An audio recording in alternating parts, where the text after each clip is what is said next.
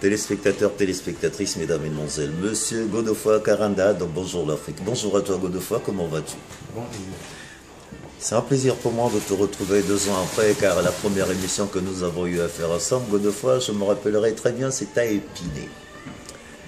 Effectivement, nous nous sommes retrouvés l'année dernière, non, je pense qu'il y a 2 ans de cela, tu venais de créer le CNT. Aujourd'hui, Godefroid, la République parle du CNT. Qu'est-ce que tu peux me dire exactement du CNT de Godefroid Karanda qui a été monté? En tout cas, j'ai été présent. Je tiens à remercier encore Paola Mambou qui avait fait un travail excellent dessus. Et aujourd'hui, on nous parle du CNTR. Quelle est la différence entre le CNT et le CNTR? Est-ce que c'est la même chose ou bien... enfin bref, j'ai envie de comprendre quelque chose Godefroid. Parce qu'effectivement, j'ai eu des gens, dès que le CNT a été créé, des coups de fil en sonné, mais bon, effectivement, le CNT revient à Karanda. J'ai même vu Kovalin Chibinda qui avait fait un article dessus. J'aimerais avoir votre avis, monsieur Godefroid Karanda. Bon, le CNT, c'est le Conseil national de transition, qui date de pas d'un an. Donc il n'y avait pas encore le problème de la Constitution, il n'y avait pas tout ce qui se passe. J'ai une vision, bonne ou mauvaise. Aujourd'hui, la nature commence à me donner raison. J'ai pensé avec le mode de fonctionnement de M. Sassou Nguesso et son clan, à un certain moment, ils vont faire le désordre dans le pays et on va aller vers le chaos. Donc, en prévision, je me suis dit, quand un pays, il y a un vide juridique, on ne peut que passer par une transition. Et on ne peut pas sortir d'une dictature et puis passer directement. Il faut une pause pour mettre tout à plat, pour qu'on puisse mettre des institutions fortes. D'où j'ai eu cette vision-là, j'ai appelé le Conseil national de transition.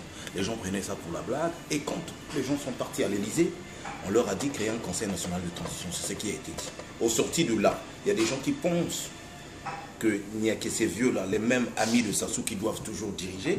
Karanda, il n'a pas de doctorat. Karanda marche à pied, il n'a pas de permis de conduire. Je ne sais pas qu'est-ce que ça a à voir. Aujourd'hui, moi, je vous le dis en toute vérité, on n'a pas besoin d'un docteur pour braver Sassou. On a quelqu'un qui est visionnaire et qui puisse être du côté du peuple, un courageux. Ce n'est pas les mêmes gens. Moi, j'ai toujours dit, si aujourd'hui on peine à desservir ce monsieur-là, c'est parce que la majorité des opposants ont mangé sur sa table. En revenant, revenons un tout petit peu sur l'organisation qui s'est faite à Paris depuis 2 ans. Il y a eu les assises, vous avez été actif, il y a eu aujourd'hui le FOCA, l'IDC, je vous vois dans toutes ces réunions.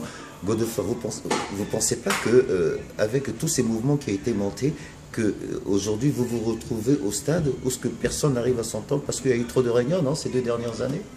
Monsieur Bobebaka, quand on m'invite, je suis président d'un mouvement, par politesse, je dois aller. Mais aujourd'hui, là, je suis avec le CNT, je fais mes actions dans le CNT. Et il y a des preuves, il y a des photos, il y a des vidéos.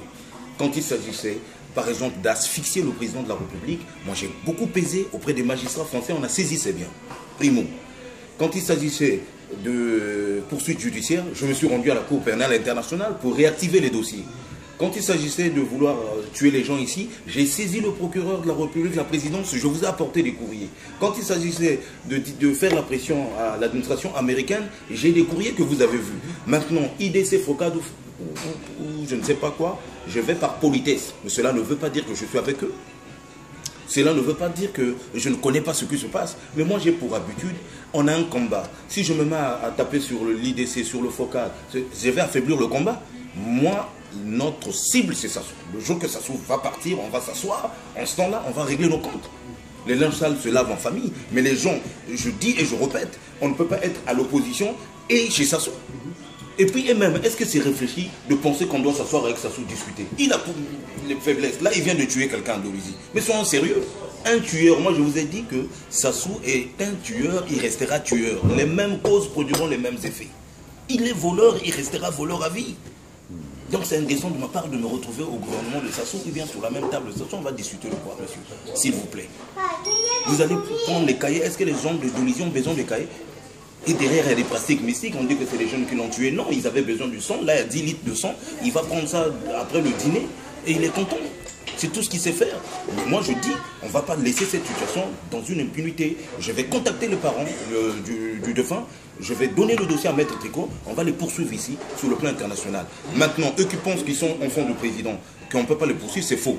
Guillaume Soro a été inquiété ici. Les mêmes Français que vous dites que ce sont vos amis, ce sont les mêmes qui ont tué Kadhafi.